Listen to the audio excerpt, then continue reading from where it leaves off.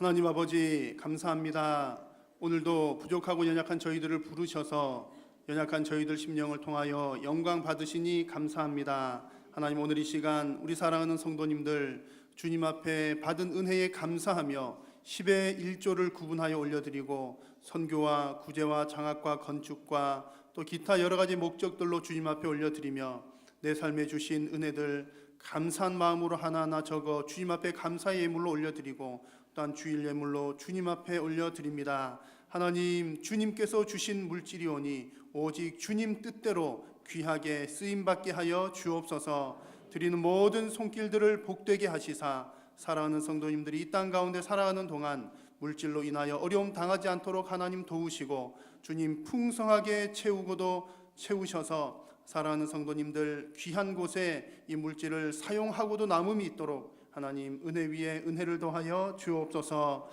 하나님 아버지, 오늘 나온 주님의 귀한 백성들 가운데 주님 육신의 질병으로 고통당하는 자들이 있습니까? 하나님께서 치료하여 주옵소서. 우리 삶 가운데 말하지 못할 사정들로 어려움들로 고민으로 주님 앞에 나온 자들이 있습니까? 그들의 심령 가운데 은혜를 부으시고 모든 우리의 삶의 문제도 주께서 해결하여 주옵소서. 살아계신 하나님께서 성도님들의 걸음걸음마다 동행하시고 오직 믿음으로 승리케 하여 주옵소서. 오늘 말씀을 듣겠습니다. 모든 심령들이 옥토와 같은 마음밭들이 되어 하나님 앞에 아멘으로 하나님의 말씀을 받아 변화된 심령으로 주님께 영광 올려드리게 하여 주옵소서.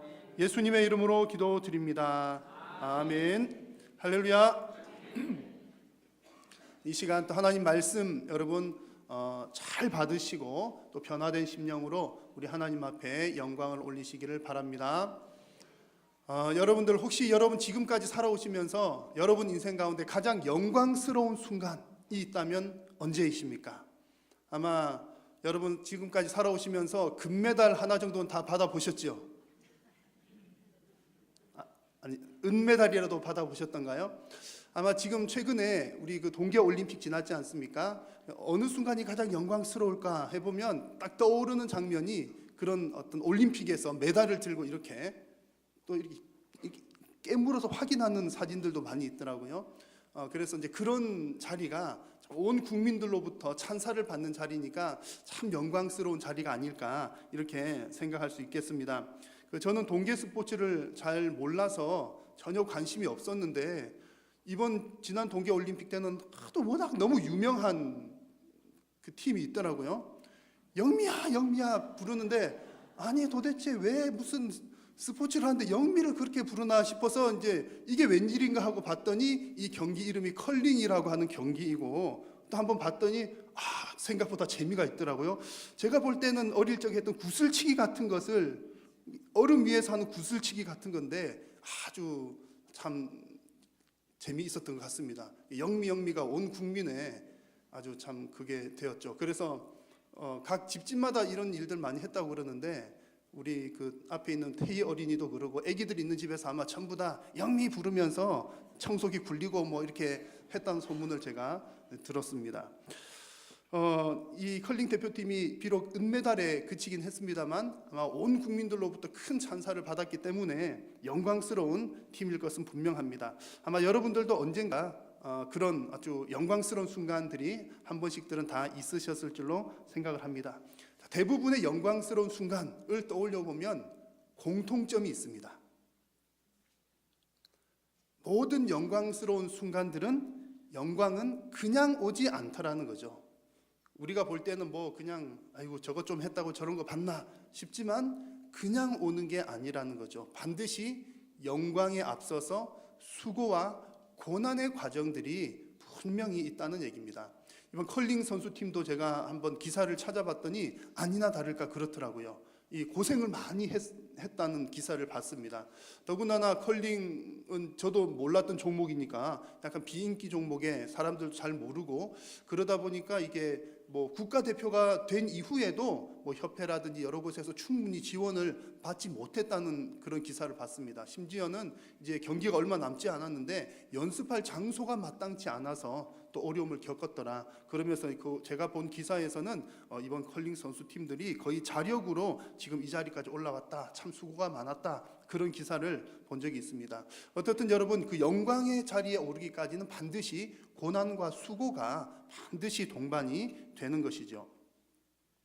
여러분, 우리 예수님께서 살아오셨던 생애, 예수님의 생애 가운데 가장 영광스러운 순간, 그러면 언제를 우리가 생각할 수 있겠습니까? 우리 모두가 다 그렇게 생각하듯이 부활하는 그 순간, 앞으로 2주 후에 우리가 지키게 될 부활절, 부활하는 그 순간이 가장 영광스러운 순간이 아닐까 생각을 합니다. 우리 예수님 스스로도 마찬가지시고 우리 성도들도 마찬가지로 예수님의 그 부활의 순간을 가장 영광스럽게 생각합니다. 왜냐하면 우리 인류에게 있어서 가장 큰 적은 죽음이라고 하는 적인데, 죄 때문에 들어왔으니까요. 그 죽음을 이기고 승리한 그 순간이 부활하는 순간입니다. 그러므로 참으로 영광스러운 순간이 아닐 수 없는 것이죠. 자, 그런데 여러분, 이 영광의 순간 역시 그냥 주어진 것이 아니라 십자가의 고난, 십자가의 죽음을 지나왔기 때문에 부활의 영광이 있는 줄로 믿습니다. 여러분, 십자가에서의 죽음이 없었다면 부활도 불가능하다는 얘기죠. 오늘 말씀은 예수님께서 부활보다 앞서서 예수님께서 이런 죽음을 맞이하실 것이다 라고 하는 예수님의 죽음에 관한 이야기입니다. 오늘 말씀에 보니까 예수님께서는 오히려 부활이 더 영광스럽다 이렇게 표현을 할 것 같은데, 우리 예수님께서는 예수님의 죽음을 앞두고서 내가 영광을 얻을 때가 왔다 이런 말씀을 하십니다. 그래서 오늘 이 예수님의 말씀을 통해서 죽음과 영광에 관한 하나님의 음성을 듣는 시간 되시기를 바랍니다. 먼저 여러분, 세상에서 영광을 얻는다 그러면 어떤 것이 먼저 떠오르십니까? 일반적으로 우리가 영광을 얻는다 그러면 그것은 유명세와 관계가 있습니다. 유명하게 되는 것이 곧 영광의 자리에 오르는 것이죠. 영광의 자리에 오르면 유명해지는 것이고, 유명해진 사람들은 긍정적인 면에서요, 나쁜 일로 유명해지는 것 말고요, 유명해진 사람들은 영광을 누리게 되어 있습니다. 그래서 세상에서 영광을 얻는 것은 유명하다라고 하는 것과 무척 관계가 있습니다. 자, 오늘 우리가 읽은 본문 말씀 그 앞구절을 보니까요, 오늘은 20절부터 읽었는데 19절 말씀에 보니까 예수님께서 이미 그 당시에 유명세를 타고 계셨던 것을 볼 수 있습니다. 바리새인들이 하는 대화인데요, 바리새인들이 하는 말이, 자 보라, 온 세상이 저 예수라고 하는 저 사람을 따르고 있다 라고 바리새인들이 얘기를 합니다. 예수님이 지금 이미 유명세를 타고 있다는 얘기죠. 그런 가운데 오늘 읽은 말씀은 유월절이 다가오는 그 시점인데, 유월절을 앞두고서 일어나는 또 한 가지의 에피소드입니다. 자, 유월절이 되면 많은 사람들이 예루살렘 성전으로 예배를 하러 옵니다. 때로는 이방인들도, 개종한 이방인들도 오게 되는데요, 오늘 말씀 20절을 보니까 그 이방인들 가운데 헬라파 사람, 헬라인들도 있었습니다. 헬라인들도 하나님 앞에 예배를 하러 나오고 있습니다. 그런데 그 헬라인 몇몇 사람들이 예수님의 제자인 빌립을 찾아가서 이렇게 요청을 합니다. 헬라 사람들이 빌립에게 가서 청하여 이르되, 선생이여, 우리가 예수를 배웁고자 하나이다. 예수님 좀 만나게 해 주십시오. 이렇게 헬라 사람들이 빌립에게 얘기를 하는 겁니다. 여러분, 헬라 사람들이 왜 예수님을 만나자고 할까요? 간혹 보면 예수님 만나자고 하는 사람들이 나쁜 의도로 말하는 사람들이 있습니다만, 오늘 본문에서 헬라 사람들은 나쁜 의도로 그런 것 같지는 않습니다. 왜냐하면 지금 이 사람들은 유월절이라서 예배하러 온 사람들이었고, 또 빌립에게 뭐라고 부릅니까? 선생님이여 이렇게 부르는데 헬라 말을 보니까 퀴리에라고 되어 있습니다. 퀴리오스는 주님이란 뜻이잖아요. 주인이라는 말인데, 퀴리에, 선생이여, 주여 이렇게 부르는 겁니다. 그러니까 본인을 아주 이렇게 낮추어서, 격식을 갖추어서 겸손하게 지금 제자 빌립에게 요구를 하고 예수님을 만나고 싶어 하는 겁니다. 그래서 이 내용을 보면 이 헬라 사람들이 예수님을 만나고 싶어 하는 것이 좋은 의도였을 거다. 그러면 왜 만나자고 했을까? 헬라 사람들은 지혜를 사모하는 사람이었습니다. 그래서 예수님의 소문을 듣고서 예수님으로부터 지혜를 배우고 싶어 했던 것이죠. 사도행전 17장 보니까 이 헬라 사람, 아덴 사람이 헬라 사람이죠. 뭐 가장 새로운 것을 말하고 듣는 것, 그런 것을 가장 즐겨했던 사람이고요. 고린도전서 보니까 헬라인은 지혜를 찾는 사람들이다 그랬습니다. 그러니까 헬라 사람들은 지혜로운 사람, 지혜자 그러면은 엄청나게 추종을 하는 겁니다. 예수님이 그런 분이라는 것을 듣고서 예수님을 만나고자 했던 거죠. 자, 여러분, 이 시점에서 이제 예수님께서 이 헬라인들을 만나서 예수님께서 지혜를 가르치시게 되면 어떤 일이 일어나게 될까요? 지금 그렇지 않아도 예수님은 한참 유명세를 타고 있는데 이 헬라 사람들을 만나서 지혜를 가르치면 그 유명세는 한층 더 높아지게 되는 겁니다. 지금은 유대 지역에서 유명하지만 헬라 사람들이 예수님 지혜를 듣고 헬라 그들이 사는 동네에 가서 저 예수라는 사람이 있는데 그 사람 대단한 사람이야 라고 소문이 한번 쫙 퍼지기 시작하면 그야말로 예수님은 우리 유대 땅뿐만 아니라 헬라, 온 유럽, 전 세계적으로 유명하게 되실 수 있는 지금 그런 좋은 기회가 예수님 앞에 다가오고 있는 겁니다. 요즘 말로 하자면 이제 예수님은 이 세상에서 영광을 얻으실 만한 때가 찾아왔고 대박 기회가 지금 눈앞에 와 있는 겁니다. 자, 여러분들에게 만약에 여러분들에게 이런 기회가 온다면, 대박 기회가 온다면 여러분들 어떻게 하시겠습니까? 우리가 일반적으로 볼 때 기회는 뭐 하라고 오는 것이죠? 기회는 잡으라고 오는 거잖아요. 기회는 잡아야 합니다. 이것은 뭐 틀린 말이 아닙니다. 기회는 잡으라고 오는 겁니다. 기회는 타이밍이죠. 기회라고 하는 것은 어떤 일을 함에 있어서 가장 적절한 시기를 말하는데 우리가 잘 준비를 하고 있다가 적절한 시기가 왔을 때 잘 잡는 사람이 뭐 성공하기도 하고 어떤 일을 잘 이루어냅니다. 그래서 기회는 잡으라고 오는 거죠. 자, 지금 예수님께서는 그 예수님의 가르치심을 세계화할 수 있는, 글로벌화할 수 있는 좋은 기회가 온 것입니다. 자, 예수님은 어떻게 하실까요? 여러분, 우리 성도님들은 우리는 이 땅에서 살기 때문에 일반적으로는 그냥 보편적인 방식으로 살아가는 게 맞습니다. 그렇죠? 남들 살아가는 것처럼 살아가는 것이 우리 보통의 우리 일상생활입니다. 자, 그런데 남들처럼 사는 것이 우리 보통 일이긴 하지만 보편적인 방식이 항상 옳은 것은 아닙니다. 남들처럼 한다고 해서 그게 다, 남들이 다 그렇게 한다고 해서 그게 다 옳다는 건 아니라는 얘기입니다. 그래서 성도는 보편적인 방식을 찾기 이전에 예수님의 방식을 찾는 사람인 줄로 믿습니다. 그래서 여러분, 우리가 어떤 기회가 올 때나 어떤 중요한 결정을 앞둔 상황에서 가장 중요한 것은 남들이 하는 대로 따라하는 것이 아니라 예수님의 방식대로, 예수님의 관점대로, 예수님께서 해석하시는 대로 우리가 따라가는 것이 가장 중요한 줄로 믿습니다. 그래서 여러분, 여러분의 삶에서 어떤 만약에 뭐 영광을 얻을 만한 큰 기회가 왔다, 혹은 여러분들에 있어서 인생에서 어떤 일들을 결정해야 할 상황들이 있다라고 할 때 가장 먼저 우리가 고려해야 할 것은 예수님의 관점을 갖는 것인 줄로 믿습니다. 그래서 예수님의 방식대로 여러분의 삶을 결정해 나가시기를 주님의 이름으로 축원합니다. 자, 그러면 예수님께서는 오늘 이런 상황 가운데 아주 지금 유명해지기 딱 일보 직전이거든요. 이 가운데 예수님은 어떤 관점을 가지고 계시고 어떻게 반응하시는지를 한번 살펴보겠습니다. 자, 지금 헬라인들이 찾아와서 빌립에게 부탁을 하죠. 빌립은 또 안드레를 찾아가서 안드레와 함께 예수님을 찾아갑니다. 가서 예수님 이렇고 저렇고 해서 헬라인들이 예수님을 만나고 싶어 합니다. 예수님 지혜를 배우고 싶어 합니다. 라고 전하자 예수님의 첫 번째 반응은 무엇이었습니까?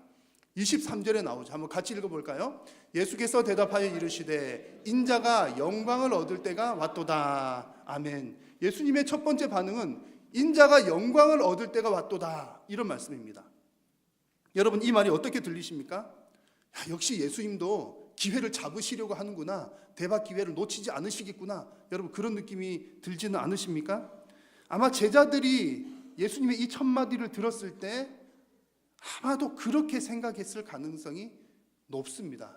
그래, 역시 우리 선생님께서는 이제 세계적으로 진출을 하시겠구나. 그래, 내가 쭉 살펴봤는데 우리 예수님 지난 3년 동안 따라다녀 보니까 우리 예수님은 그냥 유대 지역에만 계실 분이 아니요, 전 세계적으로 진출해서 온 세계 사람들에게 지혜를 가르치셔야지, 이렇게 생각했을 수 있습니다. 자, 그런데 예수님께서 이 상황을 해석하시는 방식은 좀 다릅니다.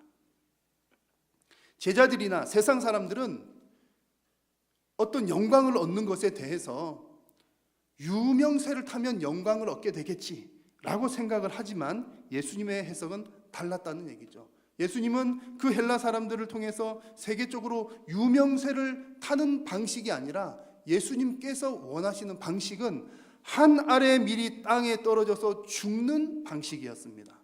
죽는 방식. 자, 24절 말씀을 한번 같이 읽어보겠습니다. 내가 진실로 진실로 너희에게 이르노니 한 알의 밀이 땅에 떨어져 죽지 아니하면 한 알 그대로 있고 죽으면 많은 열매를 맺느니라. 아멘. 이것이 예수님의 방식이요 대답입니다.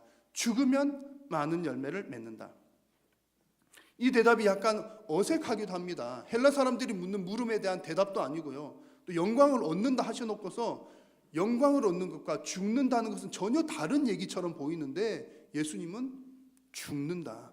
죽는 것이 내 방식이다. 이렇게 말씀을 하고 계시는 겁니다. 자, 그런데 여러분, 죽어야 열매를 맺는다라고 하는 이 말씀이야말로 진정으로 영광을 얻는 방법이 무엇인지를 정확하게 보여주는 우리 예수님의 말씀이요 방식입니다. 자, 여러분, 이 세상에서 가장 소중한 것이 무엇입니까? 여러분, 뭐가 가장 소중할까요? 예수님 믿는 사람에게나 안 믿는 사람에게나 가장 소중한 것은 우리의 생명입니다. 생명. 그렇죠. 생명이 없으면 내가 존재하지 않으니까요. 생명이 가장 소중한 것입니다. 그러면 가장 소중한 값진 일은 뭘까요? 생명을 살리는 일이 가장 값진 일이 되겠죠. 가장 소중한 것은 생명이요, 가장 값진 일은 이 생명을, 소중한 생명을 살리는 것이 값진 일입니다. 자, 오늘 말씀 24절 마지막 부분에 보니까 예수님께서 죽으면 많은 열매를 맺느니라 이렇게 말씀하셨는데, 이 말씀이 바로 예수님께서 원하시는 의미 있는, 가치 있는 값진 일입니다. 예수님께서 말씀하시는 열매가 무엇입니까? 예수님께서 말씀하시는 죽으면 많은 열매를 맺는다 할 때 이 열매는 예수님의 죽음을 통해서 얻게 되는 수많은 영혼들의 생명을 말하는 겁니다. 영혼 구원을 말하는 겁니다. 그것이 예수님께서 말씀하시는 많은 열매입니다. 왜냐하면 오늘 말씀을 쭉 읽어보시면 이 얘기는 예수님의 죽음에 관한 얘기이기 때문에 그렇습니다. 예수님께서 죽으셔야 내 죽음으로 인해서 많은 영혼들이 산다, 그 얘기를 하고 계시는 거죠. 여러분, 오늘 성경 본문은 우리가 잘 많이 들어본 내용이지 않습니까? 한 알의 밀이 땅에 떨어서 죽으면 많은 열매를 맺는다. 얼마나 아름다운 얘기입니까? 그래서 우리가 주로 이런 이야기를 언제 많이 하죠? 열심히 봉사하자, 열심히 헌신하자, 그런 얘기할 때 우리가 한 알의 밀알처럼 땅에 떨어져서 죽는 것만큼 헌신을 하면 많은 사람들에게 혜택이 돌아갈 거야. 맞는 얘기죠. 맞는 얘기인데 이 이야기의 1차적인 목적은 뭐냐면 예수님께서 죽으시는 것을 말하는 겁니다. 예수님의 죽으심이 많은 영혼을 살려낸다, 그런 얘기라는 것이죠. 여러분, 예수님께서 원하셨던 것은 당신의 죽음으로 인해서 많은 영혼을 살리는 일이었습니다. 그 일이 바로 성부 하나님께서 원하셨던 일이고, 예수님께서도 이 일을 위해서 이 땅에 오셨기 때문에 죽는 그 일이야말로 예수님께서 가장 영광을 받으시는 때다라고 예수님께서 말씀을 하신 겁니다. 여러분, 이제 좀 이해가 되시죠? 왜 죽는 것이 영광이 되는 일일까? 생명을 살리는 일이기 때문에 예수님께서 그렇게 말씀을 하신 겁니다. 그래서 이 상황을 예수님은 너무나 잘 알고 계시는 거죠. 잘 가르치는 것도 중요합니다. 그리고 예수님께서 어떤 사람들에게 많은 감동을 주는 것도 중요해요. 그러나 그 무엇보다 중요한 것은 예수님께서 죽으시는 게 제일 중요하다는 얘기입니다. 죽어야 많은 사람들이 살게 되기 때문입니다. 예수님께서 이 사실을 너무나 잘 알고 계셨던 것이죠. 자, 오늘 이 말씀에서 또 중요한 것이 한 가지 있습니다. 죽어야 많은 사람들이 살게 되는데 누가 죽느냐가 무척 중요한 어떤 이슈입니다. 내가 죽어야 합니다. 내가가 누구입니까? 예수님이죠. 예수님이 죽으셔야 많은 사람들이 삽니다. 1차적으로는 가장 중요한 의미는 그것입니다. 만약에 예수님이 아닌 다른 어떤 사람이 십자가에 죽었다, 그러면 그 사람의 죽음으로 온 인류들이 구원을 받을 수가 있습니까? 없다는 얘기죠. 왜 없습니까? 역사상에 십자가에 죽은 사람이 한두 명이 아니지 않겠습니까? 예수님께서 십자가에 달려 죽으실 때도 같이 십자가에 죽었던 사람들이 있습니다. 물론 그들은 강도들이었지만 강도들이 아니라도 아무런 죄 없이 억울하게 혹은 정의롭게 죽은 사람들, 정말 값진 존귀한 죽음을 맛본 사람들도 꽤 많이 있습니다. 순교자들도 많이 있죠. 그러나 그런 존귀한 죽음이라 하더라도 생명의 열매를 다 맺는 것은 아니라는 얘기입니다. 물론 나 한 명 죽어서 누구 다른 사람 한 명을 살린다든지 몇몇 사람들에게 좋은 유익을 끼칠 수는 있습니다만, 예수님께서 말씀하신 것처럼 많은 영혼을 구하는, 온 인류를 구하는 많은 열매를 맺는 일은 오직 예수님만 가능하다는 얘기입니다. 왜 그렇습니까? 왜 그 예수님만 가능하신 거죠? 왜냐하면 생명의 근원 되시는 분은 오직 예수님밖에 없기 때문입니다. 생명을 살리려면 참된 생명을 가지신 그분께서 죽으셔야 그 일이 가능하다는 얘기죠. 자, 예수님의 비유를 자세히 보십시오. 한 알의 밀이 땅에 떨어져서 죽으면 많은 열매를 맺는다 했습니다. 그러면 그 씨앗이 죽으려면 그 전제 조건이 뭡니까? 죽으려면 그 씨가 살아있는 씨여야 된다는 거죠. 죽은 씨를 심는다고 뭐 싹이 나지 않습니다. 죽은 씨가 또 죽을 수 없는 겁니다. 살아있는 씨라야 죽을 수가 있는 거죠. 그런데 여러분, 정말 온 인류를 살릴 수 있는 참된 생명을 가진 참된 씨앗은 예수님밖에 없습니다. 그래서 예수님께서 죽으셔야 이 놀라운 일들이 일어난다는 얘기죠. 그러므로 여러분, 예수님께서 영광을 얻으시는 때는 바로 자기 자신이 유명해지시는 때가 아니라 헬라인 찾아오고 누구 찾아와서 예수님이 전 세계적으로 유명해지면 영광을 받으시는 것이 아니라 생명을 가지신 예수님께서 성부 하나님의 뜻대로 죽으시는 그 순간이 생명을 살리시는 순간이기 때문에 가장 영광을 받으시는 순간인 줄로 믿습니다. 여러분, 이제 부활절이 한 2주 남았는데 우리가 부활 그러면 부활은 너무나 기쁘고 좋잖아요. 부활하시기 전까지는 우리가 좀 이렇게 우울하게 있어야 될 것 같은 그런 분위기입니다. 그러나 여러분, 부활이 있기 전에 반드시 먼저 예수님의 죽음이 있었다는 것을 여러분 기억하시면서 생명의 근원이신 예수님, 그 예수님께서 나를 위해서 생명을 내어놓으셨다는 그 사실을 여러분 또 부활절 이르기까지 깊이 묵상하시면서 주님 앞에 큰 은혜를 받으시는 여러분 다 되시기를 축복합니다. 자, 그러면 여러분, 이제 예수님의 영광의 때는 그 순간이에요. 죽으시는 그 순간입니다. 이제 제자들, 우리들의 입장으로 한번 살펴보려고 합니다. 제자라고 하는 사람들은 어떤 사람입니까? 스승을 따르는 사람들입니다. 그리고 그리스도인이라고 하는 말은 그리스도를 따르는 사람들이죠. 그러므로 따르는 자들은 마땅히 스승의 방식을 따라야만 합니다. 좀 전에 살펴본 것처럼 예수님의 방식은 무엇이었습니까? 예수님의 방식은 생명을 내어놓는 방식입니다. 예수님의 방식은 죽는 방식이죠. 그래서 25절에서 예수님께서 이렇게 풀어서 설명을 합니다. 자기의 생명을 사랑하는 자는 잃어버릴 것이다. 이 세상에서 자기의 생명을 미워하는 자는 영생토록 보존될 것이다. 이 얘기를 쉽게 말하면 이런 내용입니다. 예수님께서 제자들을 향해서 하시는 말씀이죠. 너희들도 영광을 얻으려면 나처럼 죽어야 한다.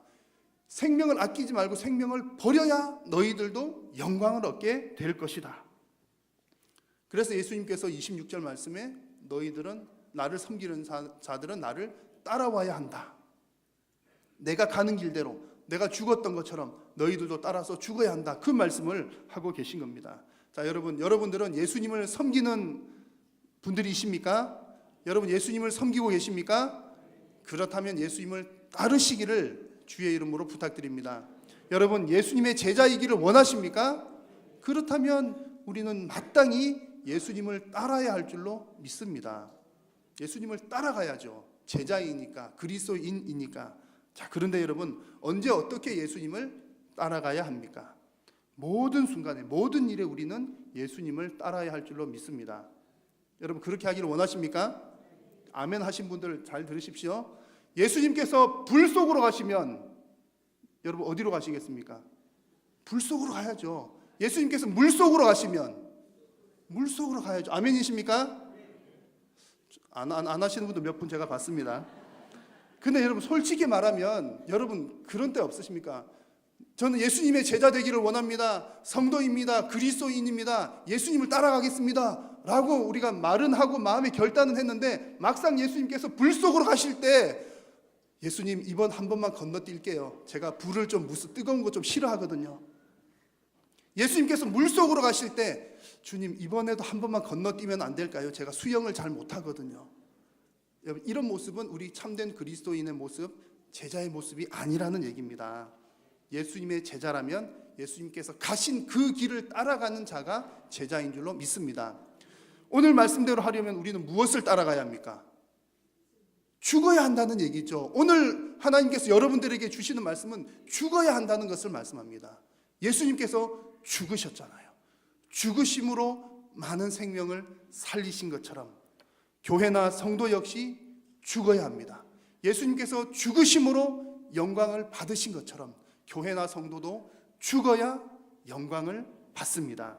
여러분들은 죽은 신앙생활을 하십니까? 사는 신앙생활을 하십니까? 여러분들은 죽기 위해서 봉사를 하십니까? 살기 위해서 봉사를 하십니까? 교회 봉사나 사회생활에서도 이 원리가 너무나 중요합니다. 여러분, 우리가 조금 간혹 착각하는 일들이 있는데요, 이렇게 착각하는 경우들이 있습니다. 내가 교회 봉사를 열심히 잘하면 하나님께서 영광을 받으시고 또 나도 영광스럽게 해 주실 거야. 맞는 얘기입니까? 틀린 얘기입니까? 반만 맞는 얘기입니까? 반만 맞는 얘기입니다. 내가 열심히 하면 하나님께서 영광 받으시고 나도 영광스럽게 해 주실 거야. 이 얘기는 반만 맞는 얘기고요. 완전히 맞는 100점짜리 얘기는 뭐냐면 오늘 우리에게 주신 말씀처럼 내가 죽어야 하나님께서 영광 받으시고 나도 영광스럽게 해 주실 것이다. 아멘입니까? 여러분, 어떻게 죽습니까? 내가 어떻게 죽죠? 나 자신을 부인하는 것이 죽는 겁니다. 나를 내세우지 않고 나를 부인하는 것이 죽는 것이죠. 우리가 교회 봉사를 하시다 보면 좋은 일에도 꼭 마찰이 생기기 마련입니다. 사람과 사람이 서로 의견이 안 맞기도 하고 또 부서와 부서 간에도 서로 시간이 충돌되기도 합니다. 서로 의견이 안 맞거나 시간이나 뭐가 충돌될 때, 서로 충돌할 때 누가 이기고 영광을 받게 될까요? 어떤 사람이 이기게 되고 영광을 받게 될까요? 성경의 원리는 너무나 분명하죠. 서로 충돌이 일어날 때, 서로 부딪힐 때 여러분, 죽는 자가, 곧 자기를 부인하는 자가 이기는 자요 영광을 얻게 될 줄로 믿습니다. 그래서 여러분, 우리 부서가 좀 더 열심히 하면 하나님께서 영광을 받을 거야. 우리가 좀 더 잘하면 하나님께서 영광을 더 받으실 거야 라는 얘기는 잘못된 이야기입니다. 여러분, 하나님은 누가 더 잘하느냐를 보시지 않고 하나님께서는 누가 더 잘 죽느냐를 보신다는 사실을 잊지 마시기를 주의 이름으로 축원합니다. 그래서 여러분, 여러분의 삶과 여러분들이 섬기시는 모든 봉사의 현장에서 잘 죽는 여러분 다 되시기를 축원합니다. 왜 아멘 소리 작으십니까? 잘 죽기를 바랍니다. 근데 잘 죽으려면 조건이 있어요. 예수님을 통해서 우리가 본 것처럼 잘 죽으려면 내가 죽어 있는데 또 죽을 수 있습니까? 없다는 얘기죠. 죽으려면 내가 살아 있어야 죽는 게 의미가 있습니다. 죽은 씨앗 심어봐야 아무것도 안 나는데 무슨 소용이 있습니까? 혹은 쭉정이를 심어봐야 쭉정이가 자라는데 무슨 의미가 있습니까? 그래서 우리가 잘 죽으려면, 좋은 열매를 맺으려면 내가 살아있는 좋은 씨앗이 되어야 한다는 얘기죠. 우리가 좋은 바른 생명의 씨앗을 품고 있어야 내가 죽을 때 좋은 열매가 맺힙니다. 자, 그러면 바른 생명을 품기 위해서는 또 어떻게 해야 할까요? 지난해 거의 한 해 정도, 지난 1년간 그리고 또 올해 들어서도 마찬가지입니다만 저에게 제가 이런 질문을 아주 많이 받았습니다. 어떤 질문이냐면 목사님의 뜻은 무엇입니까? 라는 질문을 제가 여러 분들로부터 질문을 받았습니다. 목사님의 뜻은 무엇입니까? 그렇게 질문하시는 건 뭐냐면 목사님의 뜻을 따르겠습니다 라는 그런 마음으로 저에게 질문을 하신 거죠. 자, 그런데 대답하기가 좀 곤란한 것은 그냥 이제 목사님 뜻이 뭡니까? 라고 그냥 물어보면 괜찮은데 보기가 있으면 어렵잖아요. 보기 1번, 2번이 있는 겁니까? 목사님 1번입니까? 2번입니까? 그 대답하기 어려워요. 왜냐하면 이제 그렇게 질문하시는 분은 어떤 생각으로 질문하시는 거죠? 목사님 저는 1번인데 목사님도 1번이시죠? 이렇게 질문을 하는 거예요. 그런데 우리 교회 성도님들이 많이 계신데 우리 교회는 1번만 있는 게 아니라 2번들도 많이 계시거든요. 그래서 우리 목사님, 목회자들이 강단에서 절대로 하지 말아야 될 1번 얘기가 정치 얘기잖아요. 정치 얘기. 한번 해볼까요? 태극기 한번 손들어 보실래요? 손들지 마시고요. 촛불 한번 손들어 드시면 안 돼요. 교회 안에는 태극기도 많고 촛불도 많습니다. 얘기 잘못 꺼내면 불나요. 큰일 나는 거죠. 그래서 저에게 어떤 질문을 하실 때도 1번입니까 2번입니까를 잘못 대답을 하게 되면 편이 나누어지게 돼 있잖아요. 교회가 제일 조심해야 될 게 편 나누어지는 거, 싸우는 건데, 자칫 제가 잘못 대답을 했다가는 이제 제가 순수한 마음으로, 누구 말을 들어서가 아니라 만약에 제가 정말 순수한 마음으로 1번, 2번 중에서 나는 1번인 것 같아라고 제가 대답을 했다 하더라도 2번진 사람들이 어떻게 볼까요? 우리 목사님이 1번이랑 손잡았구만, 이렇게 보게 되는 겁니다. 제가 순수하게 예를 들어 태극기를 하더라도 우리 목사님 태극기에 넘어갔구만, 순수하게 제가 촛불이를 하더라도 우리 목사님은 넘어갔구만, 정치적으로 안 되겠어, 이런 얘기가 나오게 되는 거죠. 그래서 여러분, 제가 이제 그 질문을 지난 한 해 동안 아주 많이 받았는데, 저의 대답은 제가 대답을 해드렸어요. 직접 물어보실 때 그 자리에서는 대답을 못해요. 왜냐하면 제가 아닙니다라고 말하면 서로 대화가 끊어지니까 잘 생각해 보겠습니다, 이 정도만 하고서 공식적인 자리에서 제가 대답을 한 서너 번을 했습니다. 지난 연말에 설교 때 뭐 때 하고, 또 그 다음에 재직 세미나 때도 하고, 어떤 모임에서도 하고요. 여러 모임들과 곳곳에서 공식적으로는 한 대여섯 번 이상을 한 것 같습니다. 예배 이 시간에도 제가 한 본당에 서너 번 했었고요. 저의 대답은 뭐냐면, 목사님 1번입니까 2번입니까에 대한 저의 대답은 3번과 4번입니다가 제 대답이었어요. 3번과 4번입니다. 4번은 제가 다음에 얘기를 드리고요. 3번은 어떤 대답이었냐면, 오늘 말씀과 관계가 있어서 지금 이 말을 드리는 겁니다. 저의 3번 대답은 뭐였냐면, 여러분, 작은 목자 훈련원에 등록하십시오. 그게 제 3번 대답이었습니다. 여러분 기억나시나요? 기억 안 나시나요? 제가 작은 목자 훈련원에 등록하십시오, 그 얘기를 작년 연말에도 했고, 그러니까 수료식 때도 하고, 또 연말에도 하고, 그 다음에 재직 세미나 때도 꼭 하고, 주보에 한 몇 주 전까지 뭐라고 나왔냐면, 중직자 재직들은 필히 등록해 주세요라고 까만 굵은 글씨체에 밑줄까지 쫙 그어가지고, 이게 인쇄소 보낼 때는 빨간 색깔까지 넣었어요. 근데 우리 빨간색은 주보에 안 나오기 때문에 강조를 해서 사실은 광고 때도 말씀을 드렸던 겁니다. 그것이 저의 대답이었고 저의 뜻이었죠. 그래서 1번이냐 2번이냐가 중요한 게 아니라, 더 중요한 것은 우리가 말씀을 배워야 죽을 준비가 되는 겁니다. 자, 여러분, 우리가 생명을 심어야, 생명의 씨앗을 심어야 생명이 나오는데, 생명의 씨앗을 심기 위해서는 내가 생명을 품어야 되잖아요. 어떻게 생명을 품습니까? 생명이신 예수님을 품어야 우리가 생명을 품는 겁니다. 이미 예수님을 믿으신 여러분들은 생명을 품고 계신 거예요. 그런데 또 다른 편에서는 우리가 날마다 생명을 품어야 되는데, 우리가 예수님은 어떻게 품습니까? 말씀이신 예수님이시잖아요. 하나님의 말씀을 늘 품어야 우리가 항상 살아있는 산 씨앗이 된다는 얘기입니다. 그러므로 여러분, 우리가 말씀을 배우는 자리에 있어야 생명이 유지가 되고 죽을 준비가 되는 겁니다.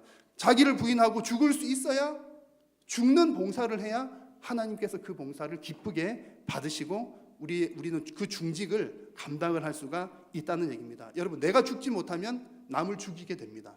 그리고 아무리 많은 헌신을 하더라도 그 헌신이 죽기 위한 헌신이 아니면 하나님께서 기쁘게 받지를 않으십니다. 여러분, 오늘 주시는 주님의 음성을 들으십시오. 생명을 살리는 일이 가장 가치 있는 일입니다. 영광스러운 일입니다. 그리고 그 생명을 살리려면 먼저 내 속에 생명을 품어야 하고, 또 내가 죽어야 합니다. 그렇게 할 때 하나님 영광 받으시고 우리를 영광스럽게 하실 줄로 믿습니다. 마지막 9절 말씀 한번 같이 읽어볼까요? 시작. 사람이 나를 섬기려면 나를 따르라. 나 있는 곳에 나를 섬기는 자도 거기 있으리니 사람이 나를 섬기면 내 아버지께서 그를 귀히 여기시리라. 아멘. 우리가 예수님을 따라 생명을 품고 죽으면 하나님께서 우리를 영광스럽게 하신다는 얘기입니다. 두 가지를 영광스럽게 해주셔요. 하나는 내가 있는 곳에 너도 거기 있을 거다. 공간적인 영광을 주시는 겁니다. 우리에게 천국의 그 자리를 주시는 거고요. 두 번째는 하나님 아버지께서 너희들을 귀하게 여기실 것이다. 인격적으로 우리를 영광스럽게 해 주신다는 약속의 말씀입니다. 여러분, 우리가 언제 영광을 얻을 수 있다고요?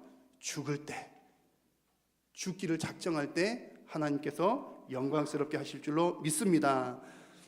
여러분, 우리가 이 시간 하나님께 주신 이 말씀을 기억하시면서 다 함께 자리에서 일어나셔서 결단하는 마음으로 합심해서 한번 기도하고 하나님의 복을 받도록 하겠습니다. 함께 합심해서 기도하실 때에 오늘 주신 말씀 기억하시면서 내 속에 하나님의 말씀을 통한 풍성한 그리스도의 생명을 품게 하여 주옵소서. 또 날마다 나를 부인하고 죽는 삶이 되게 하여 주옵소서. 나를 통해서 남을 살리는 봉사가 나의 섬김이 되게 하여 주시옵소서. 오늘 말씀 기억하시면서 주님의 이름 간절히 한번 부르고 합심해서 기도하겠습니다. 주여, 살아계신 여호와 하나님 아버지, 은혜를 감사합니다. 하나님, 오늘도 사랑하는 우리 성도님들을 부르시고 영광 받아 주셔서 감사합니다. 하나님 주신 말씀을 기억하며 주님, 우리가 주님 앞에 기도하오니 주님 응답하여 주옵소서. 하나님, 우리 모든 성도님들 무엇보다도 하나님의 말씀을 우리 심령 가운데 품음으로 그리스도의 생명을 품은 자 되게 하여 주시고, 내가 살아있는 씨앗이 되어 날마다 나를 부인하고 죽는 삶을 통하여 남을 살리고 주님 많은 열매를 맺는 우리의 삶이 될 수 있도록 하나님 인도하여 주옵소서. 나로서는 부족하오니 성령님 동행하여 주시고 함께하여 주옵소서. 주님, 은혜를 더하여 주시고 하나님 붙들어 주시옵소서.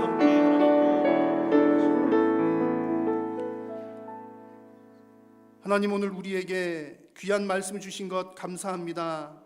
오직 하나님의 말씀을 통하여 예수 그리스도의 생명을 우리 심령 가운데 품게 하시고 날마다 나를 부인하며 죽는 삶을 통하여 다른 생명을 살리는 역사가 있게 하여 주옵소서.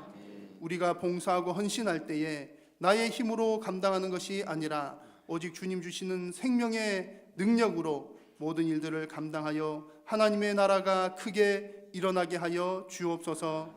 예수님의 이름으로 기도드립니다. 아멘. 생명의 근원 되시는 주 예수 그리스도의 은혜와 하나님 아버지의 크신 사랑과 성령의 교통하심이 오늘도 주님을 따라 죽기로 결단하며 나아가는 사랑하는 모든 성도님들 머리 위에 영원토록 함께 있을지어다. 아멘.